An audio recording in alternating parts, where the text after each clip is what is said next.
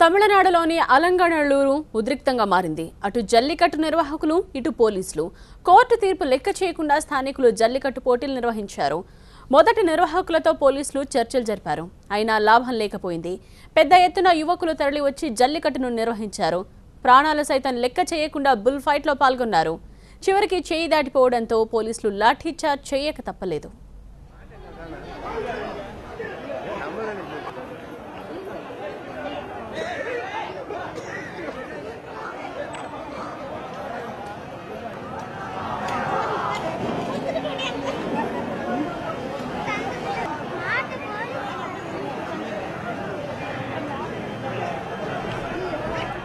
అలంగనల్లూరులో జరుగుతున్న జల్లికట్టు ఉద్రిక్తంగా మారింది. పోలీసులు జనాన్ని చెదరగొట్టే ప్రయత్నం చేశారు. అయినా లెక్క చేయలేదు.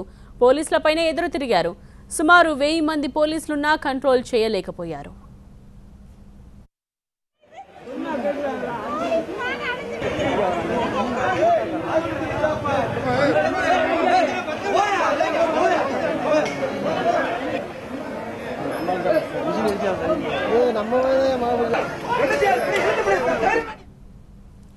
జల్లికట్టు నిర్వహించడమే కాకుండా పోలీసులపై దాడులకు దిగారు స్థానికులు. పరిస్థితి చేయి దాటిపోవడంతో స్పెషల్ బెటాలియన్ను రంగంలోకి దింపారు. స్పెషల్ బెటాలియన్ పోలీసులు అక్కడ దిగిన వెంటనే సీన్ మారిపోయింది. దొరికిన వారిని దొరికినట్టు చావగొట్టారు.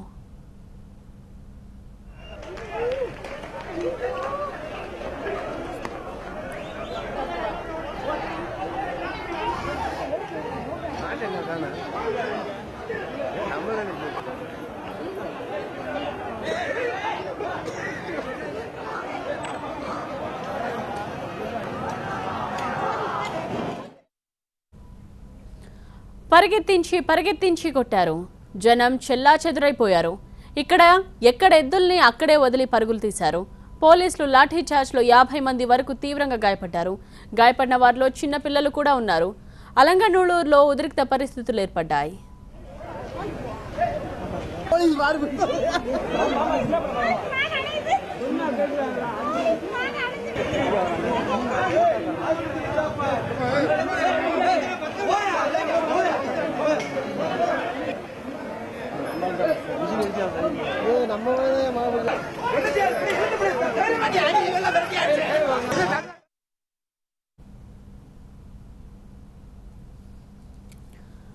పోలీసుల లాఠీ చార్జ్తో కొంతసేపు వెనక్కి తగ్గిన స్థానికులు మళ్లీ సై అన్నారు.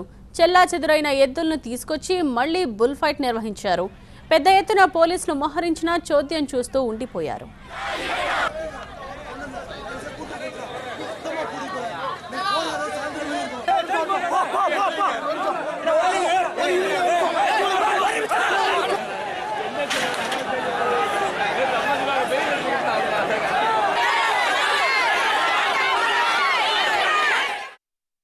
మొత్తానికి సుప్రీం ఆదేశాలను అమలు పరచడంలో పోలీసులు విఫలమయ్యారు.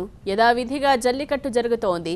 తమిళనాడు ముఖ్యమంత్రి కూడా లాఠీ చార్జ్ చెయ్యొద్దని మౌఖిక ఆదేశాలు ఇచ్చినట్టు తెలుస్తోంది.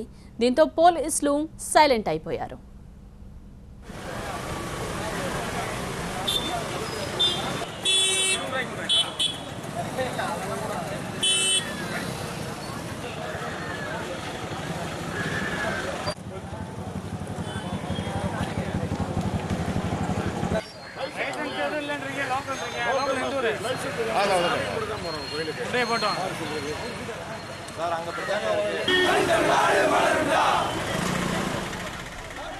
మరోవైపు అంతకు ముందు పోలీసులు చేసిన లాఠీ చార్జ్కు వ్యతిరేకంగా స్థానికులు ఆందోళనకు దిగారు. నల్ల జెండాలు, ప్లకార్డులు పట్టుకుని నిరసన తెలిపారు. పోలీసులకు వ్యతిరేకంగా నినాదాలు చేశారు. జల్లికట్టు కావాలని ప్రజలు కోరుతుంటే వద్దే వద్దంటూ జీవకారుణ్య సంస్థలు వాదిస్తున్నాయి. జల్లికట్టు పేరుతో జీవహింస సాగుతోందని పెటా ఇండియా ఆరోపిస్తోంది. ప్రజలు మాత్రం అసలు పెటాని నిషేధించాలని డిమాండ్లు చేస్తున్నారు.